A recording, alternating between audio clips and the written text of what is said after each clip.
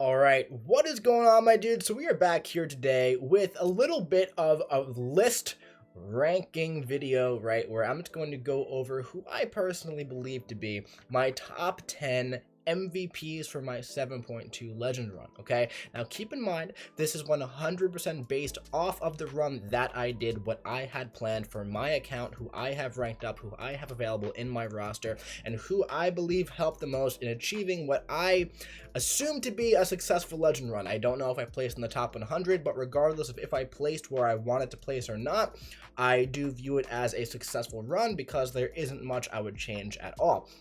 So with all of that being said, let's go ahead and jump right in today. Now, before we jump right in, not that. We're not starting soon. We already started. Before we jump right in to the top 10, I want to give a couple honorable mentions very, very quickly, okay? Now, these are champions that did help a lot in my run. However, I didn't use them enough to qualify them for the top 10, where they maybe were only on 1 or 2 paths, but the paths that they did, the couple fights they did, 2 to 3 fights, they did very successfully and very fast, all right? Now, those champions are She-Hulk, okay? When I need a science champion, a spare science champion to go through something quickly, She-Hulk is very, very fast, arguably my fastest ranked up 6-star science champion to use, especially when combined with the Mr. Fantastic Power Sting synergy. She usually mows things down very, very quickly. Now, along with She-Hulk, there was also Spider-Ham. I only used him on the 1 Power Sting path, however, he got through it very, very quickly, and he was absolutely an MVP for me on that path.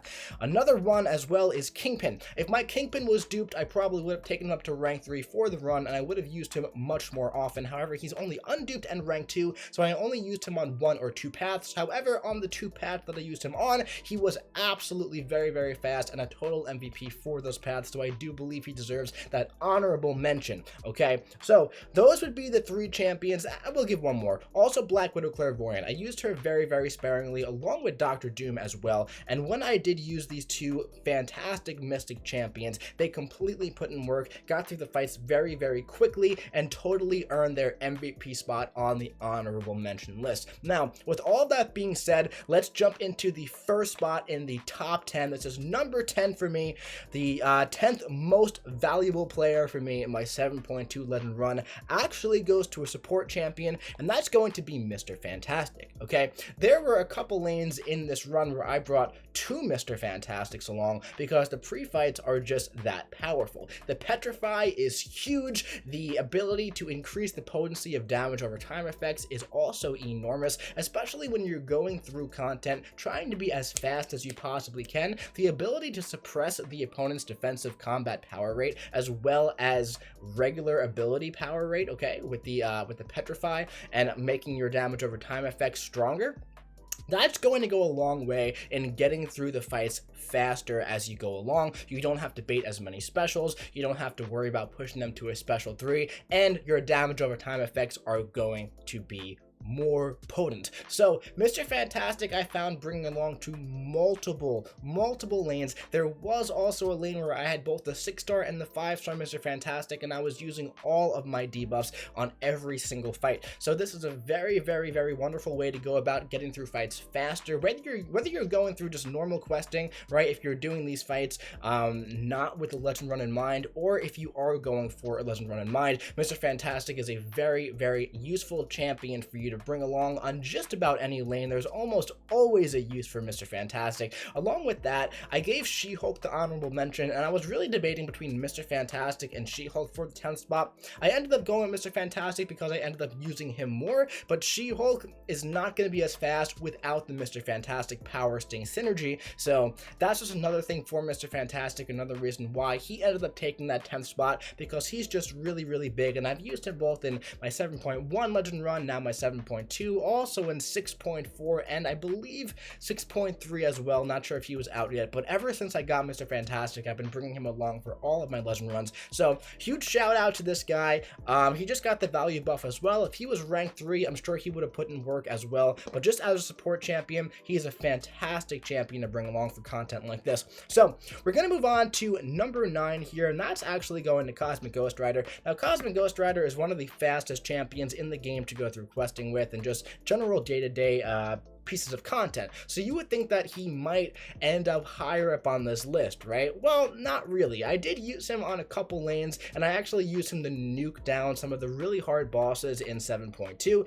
A lot of people say the best utility is damage, and while this definitely holds some weight, at the end of the day, there are a lot of lanes that you're going to need some other utility for as well. So Cosmic Ghost Rider isn't going to be the fastest on a lot of these lanes. However, on all the generic lanes, I very often did bring along Cosmic Ghost Rider just to nuke down the opponents.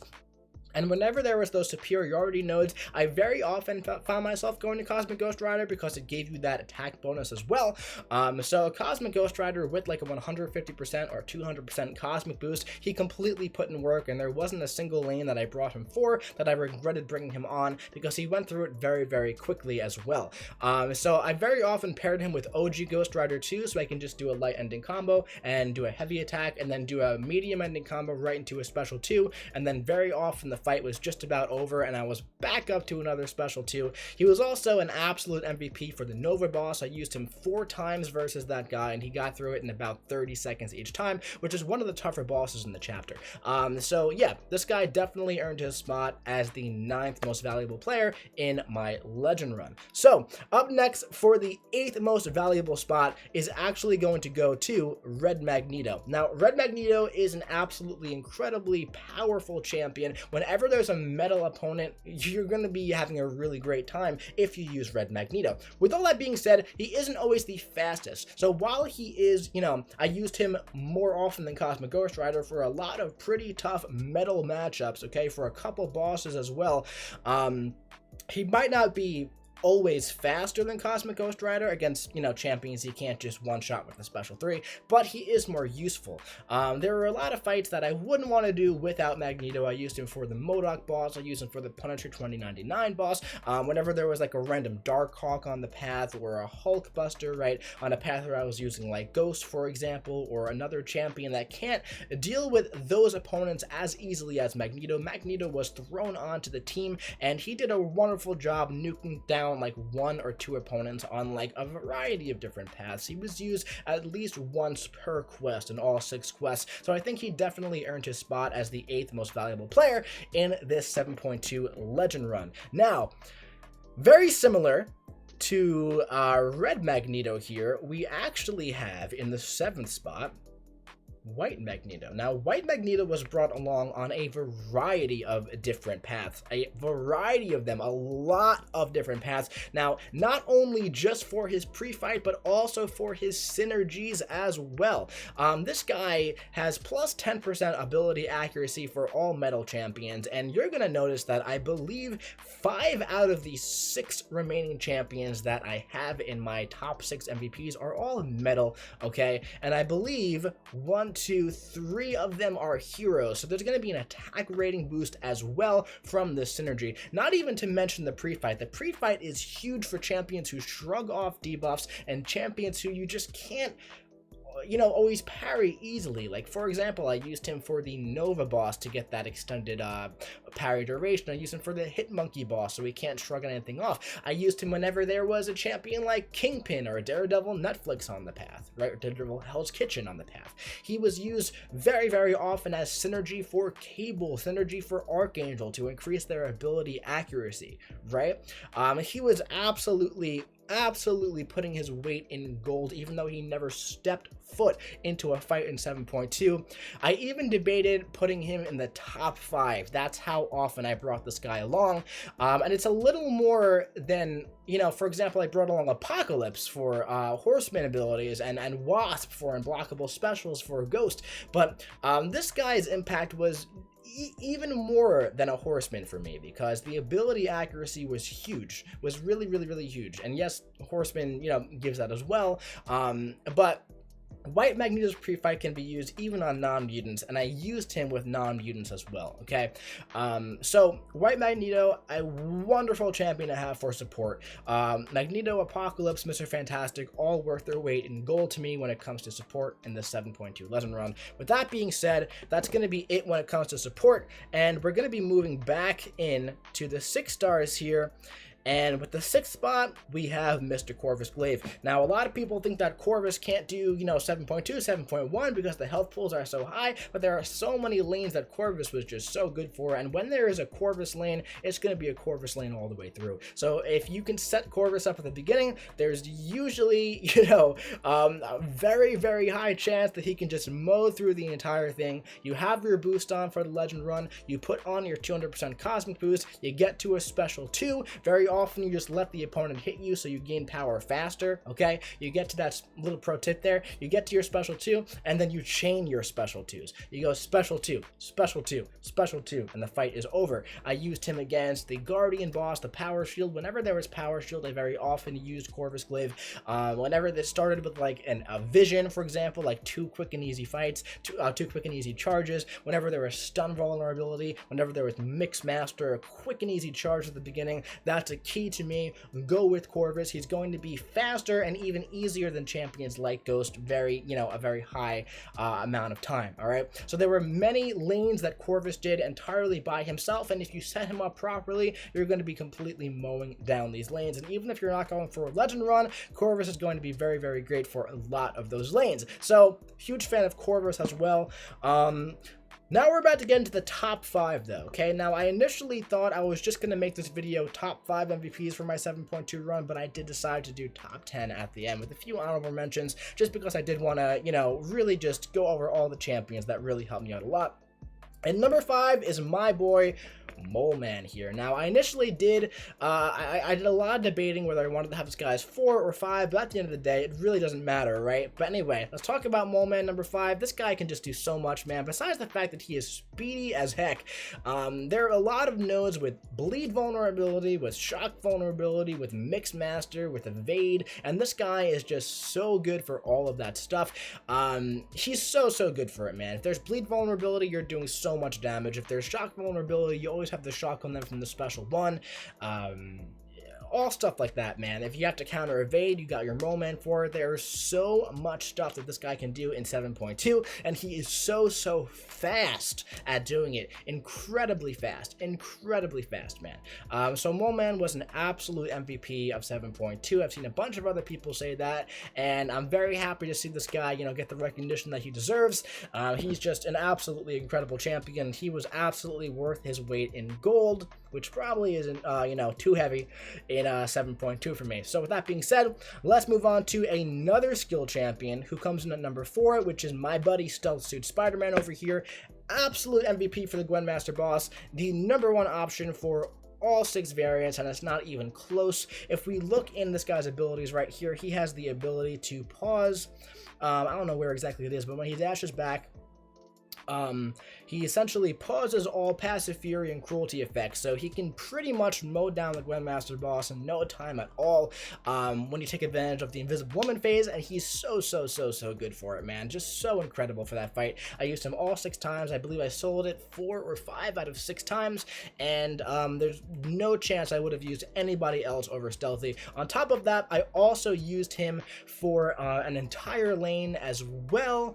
The lane with the Disorients, where you have to, dex to get the Disorients as like an Invisible Woman, a thing on the path. I use him for both of them. I also used him for like 1 or 2 other fights along the entire chapter as well, and he was absolutely great for every single thing that he had to do. Again, if I had to do the entire quest again, the entire run again, I would not use anybody else for the Gwendmaster boss. He saved me so much time and definitely deserves the number 4 spot for the MVP of 7.2. Now, another shocking addition for a top 3 MVP of 7.2 is actually going to be going to my rank 3 Cable. I used Cable so much in 7.2, I couldn't even believe it. When I was planning out 7.2, I thought I was losing my mind using Cable very often over champions like Ghost, over champions like Corvus, over champions like Cosmic Ghost Rider. Why? Because Cable is just faster than those champions in certain situations. If you combine Cable with Apocalypse and also White Magneto, your ability accuracy is through through the roof. You're going to be healing from the poisons. You're going to, if you meet a horseman, going to be healing from the bleeds when you have your suicides on, and you are just mowing through content. Whenever you see flare, Cable is going to usually be the fastest option on heavy assault, a very, very fast option. I used Cable for so much, man, and he never disappointed, not even for 1 second, except for one time when I was using him against Wasp. I didn't realize she could shrug off his degen like it was nothing, and I had to bait her heavy attack. But aside from that, Cable was incredible for 7.2. Whether you're going for a legend run or not, Cable is an amazing option for a bunch of paths. With all that being said, the number 2 spot might surprise you. It's not going to be who you think, and it's going to be Ghost. That's right, Ghost was not my number 1 MVP for 7.2. Ghost was number 2. Ghost was absolutely incredible in 7.2. Don't get me wrong. All the top 3 spots here, Cable, Ghost, and I'm not going to say number 1 yet, were just absolutely incredible in 7.2. I wouldn't want to do the run without any of the 3 of them. It was like, seriously, I'd say like 90% of every fight was done by one of these 3 champions. And the rest were there for support and for utility, filling in for the rest, right? But Ghost, I don't know, like, how much do we have to say here about Ghost? There are so many nodes that she just completely plows through. She completely cheeses. All the energy adoption, all the debuffs, you know, whenever there's, like, destructive feedback, stuff like that. She's an absolute MVP for that stuff. I think we all know how good Ghost is. I think we know what she's good for. I don't even think we have to spend too much time talking about Ghost here, because we've all seen Ghost do amazing things, and guess what? She continues to do amazing things in 7.2, and she'll probably be doing even more amazing things in 7.3. So, with all that being said, we're going to jump over to the number 1 MVP of 7.2, and that champion was Archangel.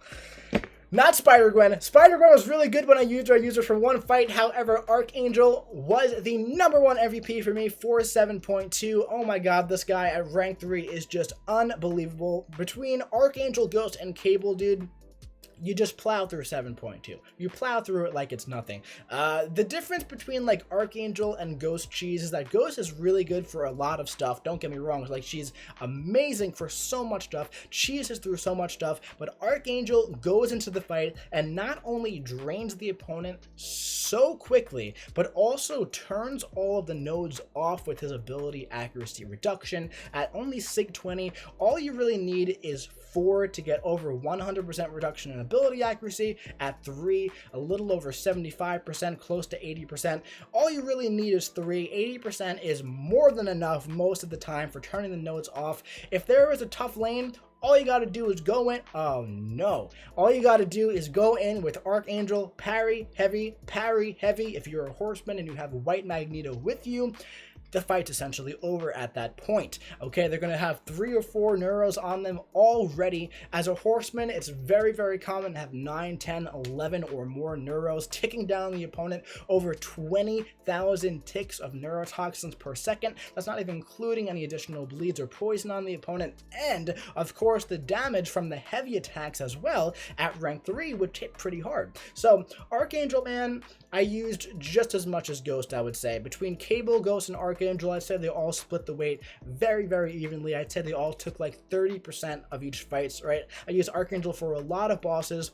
I would say it would go like Archangel 30% of fights, Ghost 30% of fights, Cable 30% of fights, and the additional 10% of fights were done by the rest of the champions on this list, essentially all the champions that I mentioned, and a couple one-offs as well. Like, I think I used Torch once or twice, Sunspot once or twice, and I used Elsa once, and I used Spider-Gwen once, and Dragon Man once, and that's pretty much everything that I use. But when I do legend runs, I like for it to be very streamlined. I like for it to be like, I like to have my 3, like, you know, 3 or 4 or even 5 like main clearers, or even less, right? Just so I have, you know, their playstyle in my brain as we go along, fast and quick and efficient. And Archangel is one of those champions for sure, always has been for me. You jump in, you make him a horseman very, very quickly, and you just mow the entire lane down like it's absolutely nothing. And with Archangel, man, it's just mindless, you know? It's just completely mindless. It's parry heavy, and then they start melting. You can pretty much do 3 parry heavies and then back off, and they'll just melt down. With Ghost, you kind of have to be on your game. You have to play properly. You still have to deck some things. You have to face the right time. You have to face the recoil, right? With Archangel, you don't have to do that stuff, man. So if there was a lane that could be Horseman Archangel, it was Horseman Archangel, especially if Ghost couldn't cheese it down faster. So anyway, guys, those are my MVPs for my 7.2 Legend run. There are a lot of champions who are going to be very, very good for 7.2 that weren't listed here. I either just don't have them or they aren't going to be as fast as these champions, okay? And there's, you know, keep in mind, if you're not doing a Legend run, you don't have to go fast. So you can use these champions as a guide for how you want to complete the content, okay? I'm just going to let you know here who I used to get through it the fastest, which was my strategy for my Legend run. And if I can go back in time, there are like 2 to 3 individual fights that I would change. And at the end of the day, I don't even know if I would end up changing them because, an extra 20 seconds in this fight, it's not the biggest deal in the world. Overall, I felt very good about my planning. I felt very good about using all these champions in the run, and I would do it again. So, anyway, my dudes, that's going to be it for this little MVP guide, suggestion, explanation video, whatever you want to call it. But that's going to be it for this one. If you enjoyed it, drop your boy a big old like. Comment what you think about this video in the comment section below. And make sure you hit the subscribe button so you don't miss any other future content just like this coming to you very, very soon. I'll be seeing you around.